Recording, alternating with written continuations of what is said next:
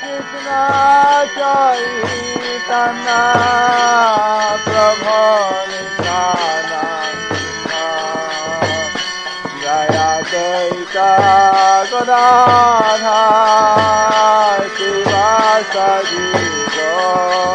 The following is a lecture given by His Holiness Jayapataka Swami on October 1st, 1984 in New Orleans, Louisiana. The class begins with a reading from the Srimad Bhagavatam, 10th Canto, Chapter 12, verse 42 and 43.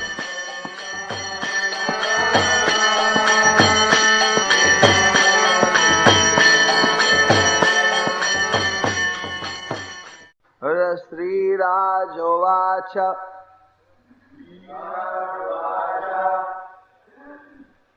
Brahman Kalantara Kritan Tatkali Nankotam Bhavet Yat Komare Hari Kritan Jagupo Gandake Vika. Sage, how could things done in the past have been described as being done at the present? Lord Sri Krishna performed this pastime of killing Aghasura during his Komara age. How then during his Pauganda age could the boys have described this incident as having happened recently? Komara age is up to 5 and Pauganda age is 6 up. Text 42. Tat bruhi me mohayogin paramako tu halanguro nunang etad dharereva maya bhavati nanyata. Tat bruhi me mohayogin paramako tu paramko tu halanguru Nunang etad dhare eva maya bhavati nanyata. Translation by His Divine Grace, Srila Abhaycharan Bhaktivedanta Swami Prabhupada. O greatest yogi, my spiritual master, kindly describe why this happened. I am very much curious to know about it. I think it was nothing but another illusion due to Krishna. Translation with repetition. O greatest yogi, my spiritual master, kindly describe why this happened. I am very much curious to know about it. I think that it was nothing but another illusion due to Krishna. Purport. Krishna has many potencies. Parasya Shakti Vividhaiva Sruyate Sweta Swatara Upanishad 6.8. The description of Aghasura was disclosed after 1 year. Some act of Krishna's potency must have been involved. Therefore, Maharaj, Parikshit was very curious to know about this, and he requested Sukadeva Goswami to explain it. So, this is an example of an attentive disciple. Sukadeva Goswami, he just went on explaining. Aghasura almost killed the devotees. They're brought, the cowherd boys are brought back to life. They're going back to their home. But they didn't tell their parents for 1 year. And when they told, they said that as if it just happened yesterday. So, he just said that. He just said that, well, and they came back, and a year later they explained to their friends and parents. But Parikshit Maharaj is so sharp, he's listening so attentively. Immediately he picked up that there's some discrepancy, something unusual there. If a big thing happens today, I don't tell somebody a year later as if it had happened the day before. But and especially when it has to do with Krishna, then it means that there must be something mysterious, something wonderful by his own spiritual potencies which has taken place. Otherwise, why this curious situation? You see, normally when we speak in the Bhagavatam, there are many subtle points which come up, which if one doesn't have the proper broad understanding, it may even appear like a contradiction. And the very sharp disciples, you see, who are listening attentively, they may be able to pick up some of these curious situations, and they are supposed to ask questions, so that later if someone else asks, how is this possible, or what is this, then they'll be able to answer effectively. So Parikshit Maharaj, he was very attentive, and whatever he heard, he tried to digest. Srila Prabhupada said that we should take in the knowledge just like eating, then we should digest it. If it doesn't digest, then we should bring it back up again by asking questions. And then when it's thoroughly understood, digested, then we can assimilate it, then we should give it to others. No one should leave a half-digested, just like you don't leave half-digested food in your stomach. You shouldn't leave a half-understood knowledge in your brain, because that can cause some confusion in the future. One should be very careful to try to understand whatever is being said, and then to clear it up. If there's any doubt or misgiving or misunderstanding or unclarity, then that should be cleared up through proper submissive inquiry. This also shows etiquette. O greatest yogi, my spiritual master. Before one speaks to the spiritual master, it is a regulative principle that one should glorify the spiritual master. One should offer praise to the spiritual master, not some kind of false praise, but praise which is real praise, which is valid praise. And then, after, one presents one's own point. Just as when we pray to the deity, first we offer our respects to the deity, then we praise the deity for his transcendental qualities. You see, just like Sri Krishna Chaitanya Prabhu is worshipped by the acharyas, they first offer in a humble way their obeisances to Lord Chaitanya, they glorify Lord Chaitanya, then in the end they pray for his mercy. So Parikshit Maharaj is very perfect in everything that he does. It's a very good example. Krishna is going through these different ages. They add different flavors to the pastimes. Naturally, a small child is completely dependent on the parent. Then they get a little bigger, they start crawling around. Then as they get up to 5 years of age, up to that point, they're very, very innocent in one sense. I mean, maybe mischievous, but they're very much dependent upon the parents. But after 5, when they say 5 to 10, they start becoming, developing other certain different qualities, different type of activities. Their speech starts to become more articulate. So many different programs are there. Their play becomes more involved. So in this way, now Krishna is going into this Poganda stage. So Poganda, like this, there are so many different stages of Krishna's childhood. And the different pastimes are glorified by the devotees. Especially the Komar, the very baby Komar and Poganda stages are very very appreciated. They're very much appreciated by the parents, those in the parental humor. While the Kishora age, or the youthful age, say around 16 or so, that is very appreciated. There is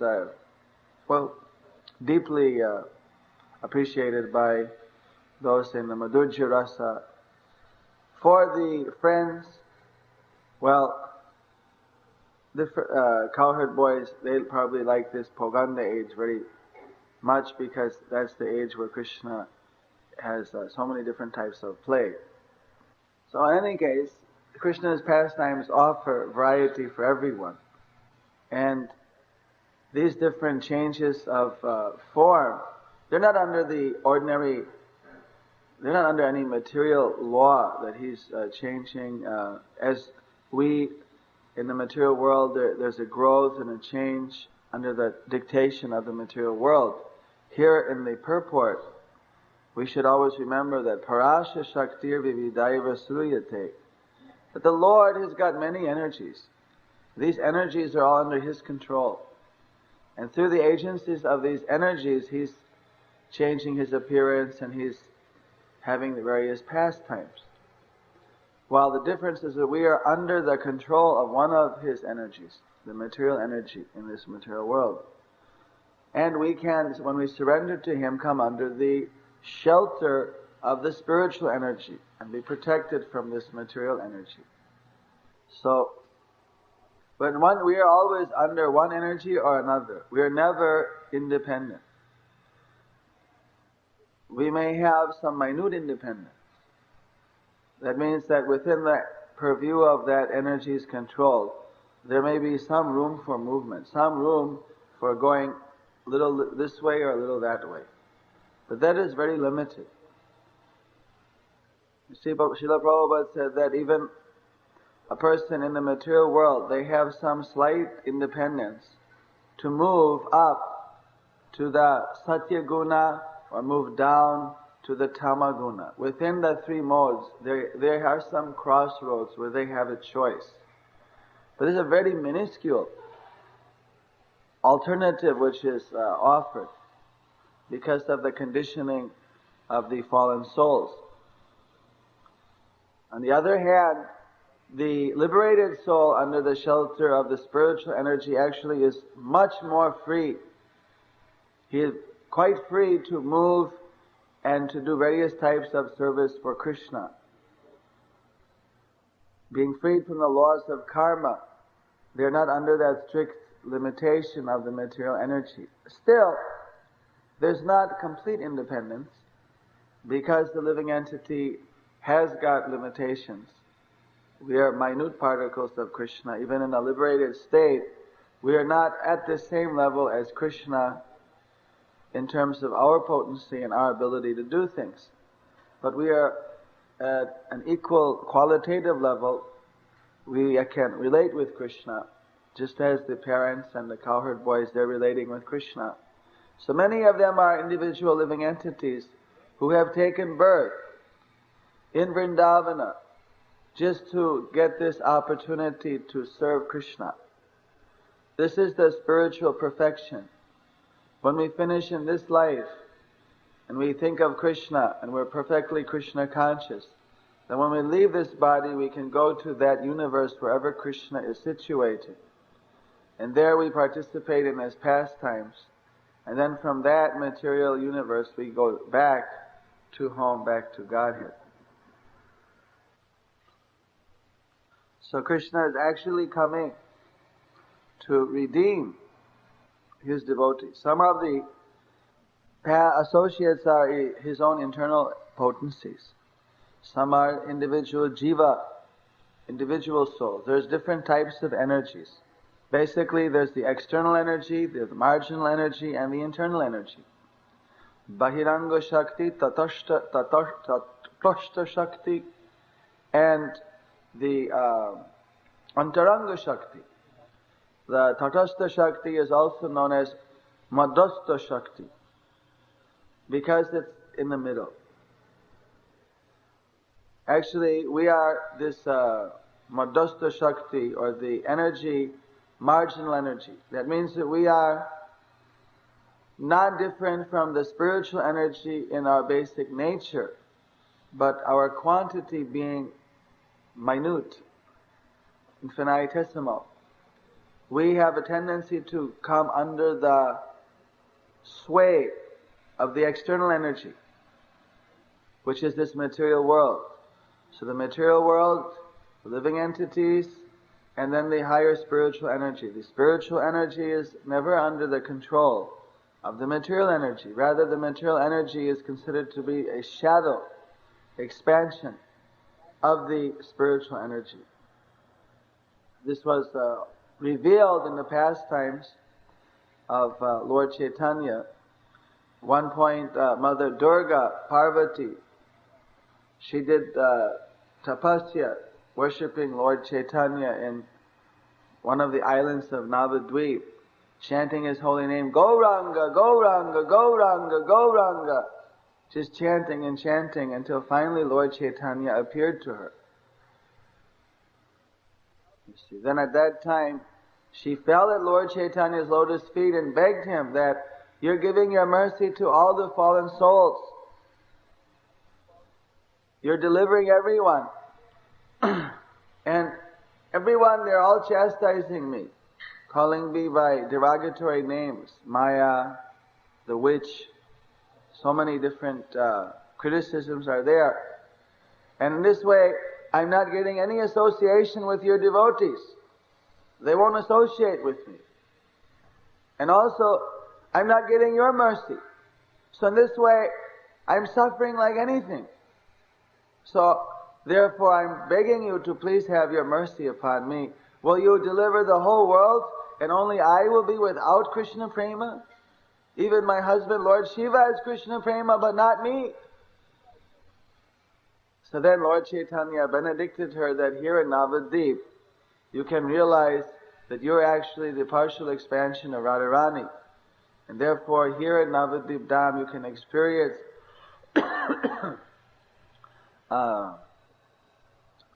your relationship with Radharani, and you can experience that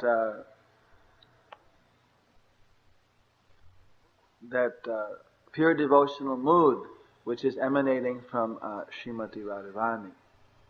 So in this way, then Parvati Devi took the dust of Lord Chaitanya's lotus feet and put just in the part of her hair where the ladies put the kumkuma in her Srimanta.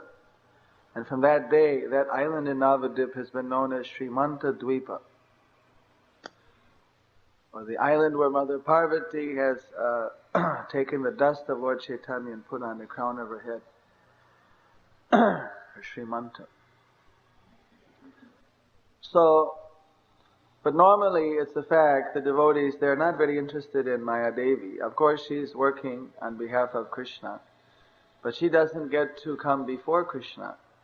She has to stay off on the side or on the back. And at best, when Krishna looks at his internal potency, the reflection of that glance manifests as Lord Shiva, and the reflection of that glance agitates the material world.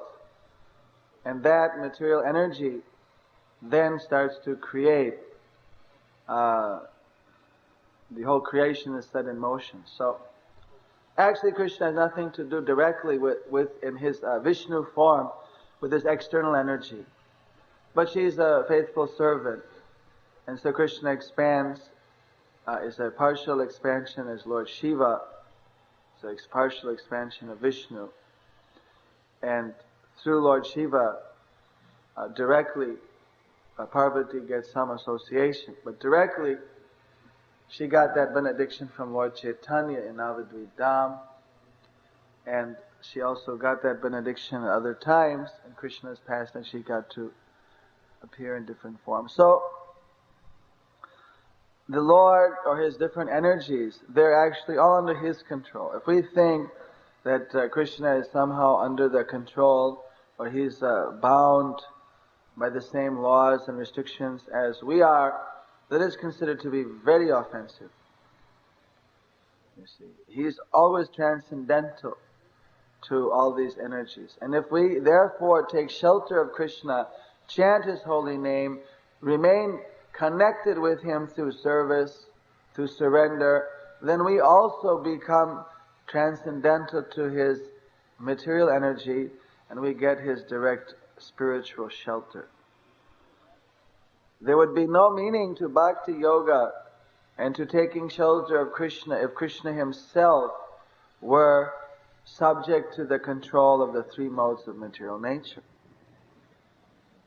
You see, the great sages like Lord, or even Lord Brahma, the Creator, and Narada Muni and Vyasadeva, and Lord Chaitanya, and all of the acharyas in the disciplic succession, and in other successions as well, they have all taken shelter of Krishna's lotus feet through bhakti, through devotional service, and easily transcended the three modes of material nature.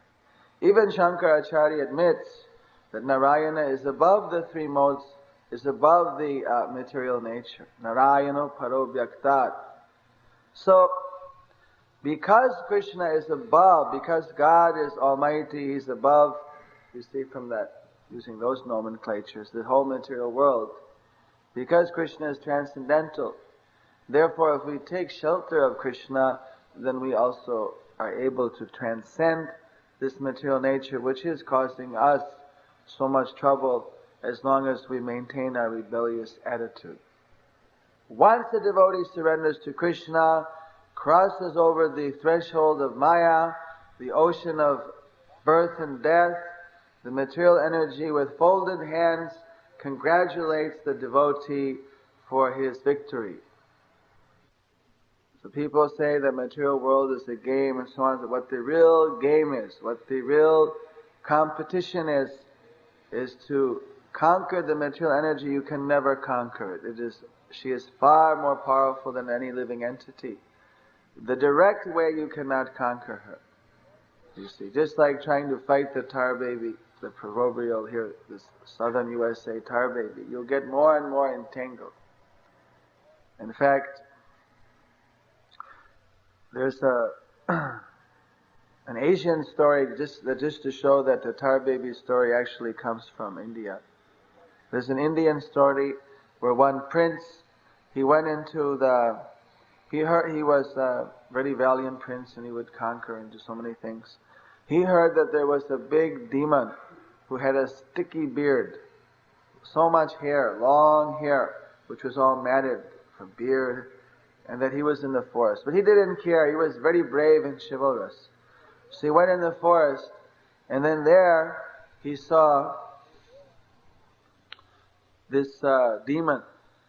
The demon had hair everywhere. It was just like spread all over the trees and the ground and everything, according to this proverb. This is not like a scriptural story or something. This is just like a folk tale. We don't know the exact origin. But this is a very popular folk tale of India. So then this prince, it's been used by the Buddhists actually as to show something also in their teachings. So he took his spear and threw it in at the demon, but it got tangled in his hair and it didn't stick. So then he took his sword and went and chopped, but that also got stuck. His whole hair was all sticky, matty, some substance. So then finally he hit the demon and he got stuck and hit again, and finally he was completely entangled and he couldn't get out. You see. So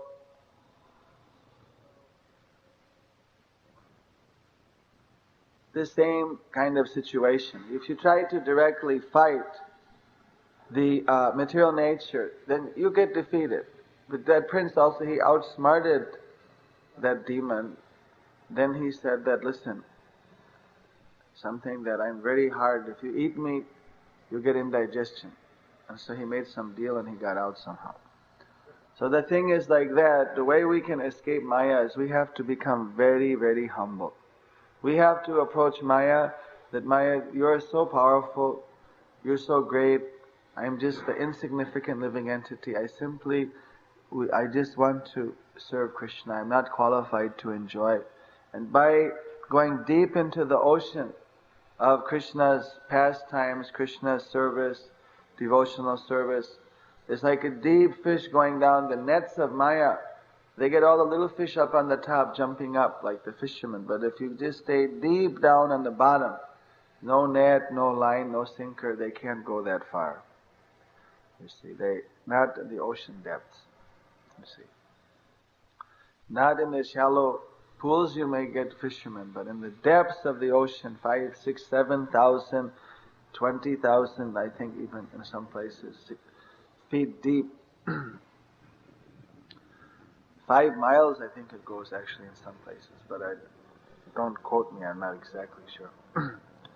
So anyway, the point is that this ocean of Krishna Bhakti is practically unlimitedly deep. You go in that ocean, it is unlimitedly deep. Then you are safe from Maya. But if you want to come up to the top and if you're optimistic that there's a hope to enjoy in the material world, then you'll get caught by Maya. We should be material pessimists. We should be spiritual optimists. We should be very optimistic, very hopeful to get Krishna's mercy by serving Him. And we should be complete pessimists that there's no hope to be happy in this material world. That this material world is a hopeless place of birth, death, old age, disease. That whatever happiness is here is flickering, it is insignificant, it is not our real happiness that we are hankering for.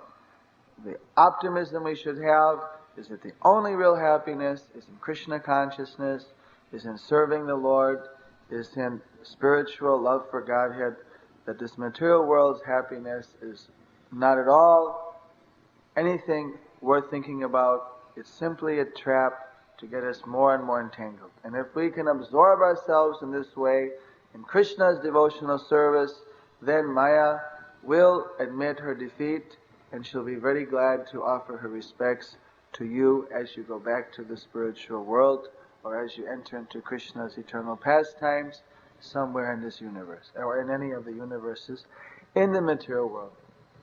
Jai Shri Krishna Chaitanya Prabhu Nityananda Shri Advaita Gadadhara Srivasadi Gaur Bhakta Vrinda. So today we're having a preaching program at LSU, Baton Rouge, and therefore we all have to go quickly. It's actually a little late.